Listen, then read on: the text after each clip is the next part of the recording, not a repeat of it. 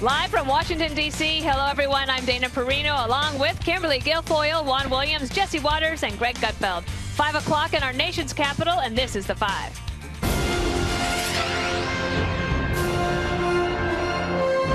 Serious music! It's 4 hours away from now. The big annual show on Capitol Hill, the State of the Union address, live at 9 p.m. Eastern. The bells are ringing. It's amazing. Gutfeld singing. It will be President Trump's first, though he did address a joint session of Congress last February, soon after his inauguration. We're expecting to get excerpts soon. We'll bring those to you when they come in. The White House says the tone of the speech will be bright and optimistic. The president will seek bipartisanship on a number of issues: jobs and the economy, infrastructure, immigration, trade, and national security. It's been a contentious year between Republicans and Democrats. Will there be more compromise ahead? More unity and less divisiveness? Let's go to the one who is so optimistic, bright, and sunny. Greg, what do you think? Oh, my gosh. Two observations. I think he's going to do a great job because the expectations are set so low by the media. They are so upset with him, and they expect so little from him that all he will have to do is just be nice. I think expectations are high for him this time. Oh, I don't think so at all. I think that people are looking forward to him being evil and wrong, and he'll be nice. But my other thing is I want to take a page out of Andy Ferguson from the Weekly Standard and Kevin Williamson from National Review. It would be much better if he got up there and he said, you know what? You don't need this. I tweet every day. You don't need the State of the Union. All you got to do is follow me on Twitter. I tell you everything that's on my mind. This is the first and last State of the Union I'm ever going to do. Take your family out to dinner on those bonuses.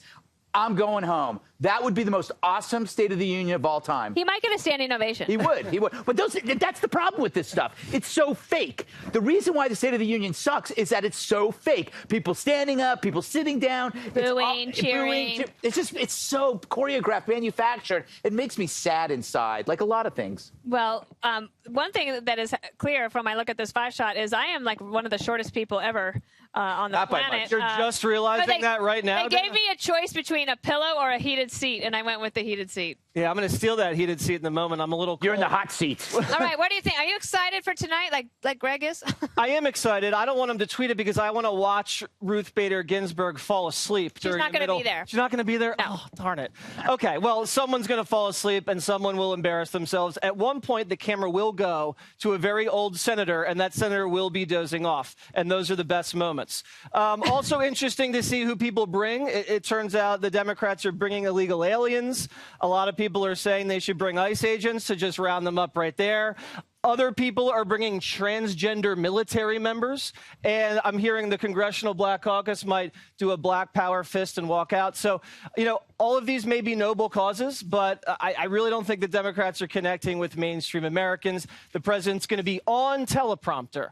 And a lot of people that support President Trump love teleprompter Trump. We used to make fun of Barack Obama when he was on the teleprompter, but we love President Trump when he's on the teleprompter because he sticks to script. It's going to be a lot of recounting all the winning, which could take a very long time, Juan, especially with all the applause. And then he's going to be looking forward to the next year and try to bring unity and find some items like infrastructure, immigration, and trade that the Democrats might be able to get on board with. Buying that one? Oh, I'm just overwhelmed by the winning. It's just been so much winning. So when I look at the numbers, I think, sick of it, aren't you? Oh, my God. Trump said you'd be sick of it. You want to know? Because it's just so overwhelming. I am thrilled, Jesse. You look thrilled. I am thrilled. Because I understand as his guest, he'll have like Stormy Daniels, maybe. Or how about Steve Wynn? Cheap shot. Maybe he should bring Lewinsky. It was a $130,000 shot, I think. So I think what you got here, ask Hillary how much it all costs. Dana is a guy who is going to try to stay on prompter to pick up on what Jesse was talking about. And I think from what we hear, Gary Cohn, who did so well for the president in Davos, is really in charge of this speech along with Stephen Miller. Now, Stephen Miller is kind of the fire and brimstone guy, and I think they're going to try to bring a little bit of that. You look at the guest list, and you're going to have people there whose children were killed by MS-13. I think they're going to go back hard on the immigration side of it, and that's going to come from Miller. But I think from Cohn, you'll hear a lot of talk about the benefits of economics and the tax cut, and the hope that while he talks about America first, he's not saying this is, I'm just repeating the lines that he said at Davos, this is not America alone. And so in that sense, it really does speak to something I hope he does, which is reach out to the American people and say that there is a possibility. But my fear is that's not Donald Trump. So I'm just, I can dream about it. That's just not. Even a year ago in February when he did the joint session speech, Kimberly, it was a teleprompter speech. And remember, that was where many commentators from both the left and the right said, now that's a presidential speech. Absolutely. I think President Trump is going to exceed expectations tonight. He has a lot of material to work with in terms of the accomplishments with the economy, infrastructure, tax reform, immigration, all of the above. So I think there's a lot of checkpoints that he can make in terms of saying, hey, this is what I promised the American people, the working class, men and women across this country that felt forgotten. I'm honoring my promises that I made during the campaign, fulfilling them during my presidency.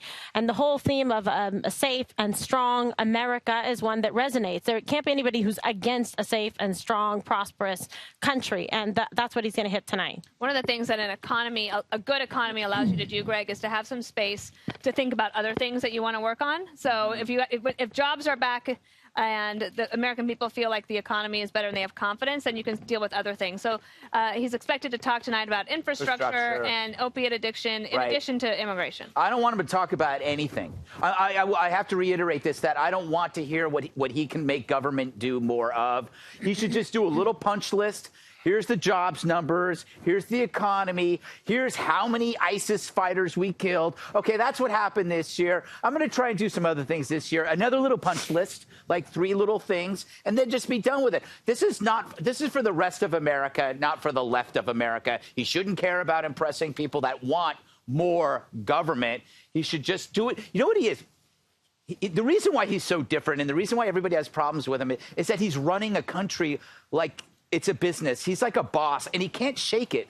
So he should just treat it like a meeting with a boss. Like he comes in there and goes, okay, so we did this, we did this, we did this. That's all right. We got to do this. And if we don't do this, you're in trouble. I'm firing this guy. That's how he talks. He should just do that, because the way it used to go before, let's face it, didn't matter who was doing the State of the Union. It was pompous and choreographed, and we pretended to be interested. Let's just let it go. But you're definitely going to watch? Yes, well, I have to. But you know what it is? It's like the great thing about Trump is look at the Correspondents' Dinner. Those things, all these traditional things implode under his watch. Why can't this one? You know what? Well, I don't think this is going to be the last State of the Union address as much as you'd like it to be. But the president does receive better numbers when he does these big historic events. You get the pomp and circumstance, the majesty of it all. Trump does very well. The Democrats, on the other hand, have, I think, 6 different responses to the State of the Union. So they're totally fractured. And who knows what they're going to say. Bernie's doing his thing.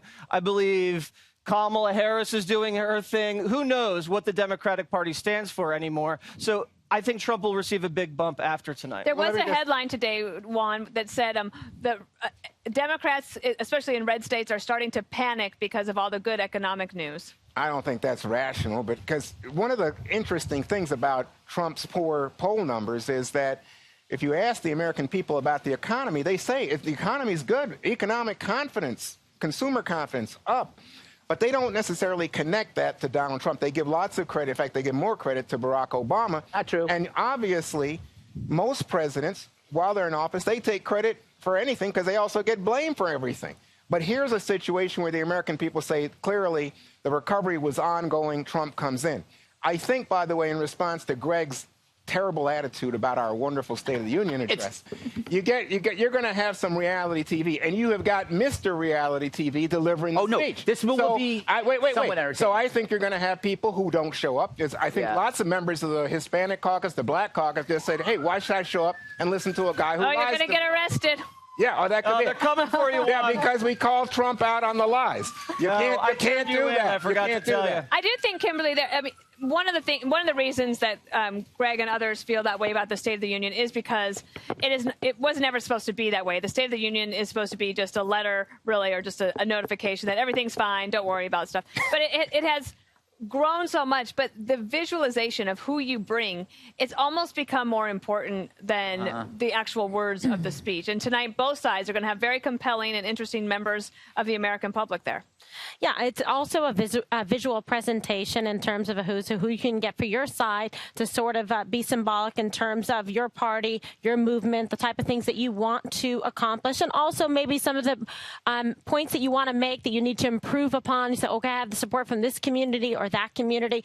But I do think that President Trump, besides having a visual presentation of who shows up for him, is also really going to be strong in terms of the rhetoric and mirroring some of the themes that he laid out in Davos as well, because he does have quite a bit to work with. And for President Trump, I don't think he's going to, miss the opportunity to capture the moment for the American people, because there's a lot more that he wants to accomplish. And this is the way and the vehicle by which that he can really garner that support moving forward for some of the legislative policies and things that he'd like to accomplish. Jesse, last word? And for all the Democrats that say this guy is the worst president of all time, they're going to be jumping over themselves to try to shake his hand as he walks down the aisle to get a nice photo opportunity so they could send them back to the Did you miss the idea that people aren't showing up to protest, that women are dressing in black? So Trump's not going to shake any Democratic hands? You want to make a bet one? No, I'm saying because some people, but I'm saying the news is, it's like, they say it's not news about the jets that land at national airports. It's news about the jets that crash.